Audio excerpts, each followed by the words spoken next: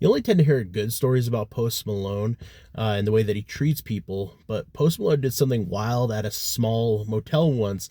Nobody really talked about him much, and honestly, it says way more about the guy than probably any interview he's ever done. This was a few years ago, right before Post became like mainstream Post. He had a few videos out. He was starting to become pretty popular, but he wasn't like a household name yet.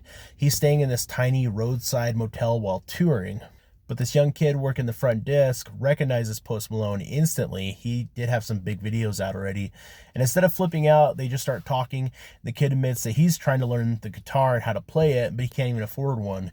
He's literally just watching tutorials online, practicing finger positions in the air. And Post Malone didn't make a very big deal about it. He just listens, says something like, "Yeah, I remember that feeling." But the next morning before checking out, Post walks back to the front desk with a guitar case in hand. And it's not some cheap beater up, not a promotional prop or anything like that. It's like his guitar that he actually plays on tour. And he hands it to the kid and he just says, "Play this every day, don't stop." There's no cameras there. There was no publicist. He didn't make any Instagram posts, anything like that. He just leaves, moves on, doesn't mention it. Sometimes the biggest moments never make the headlines. They just kind of change someone's life quietly. Post Malone seems to have helped a lot of people out, and he doesn't brag about it.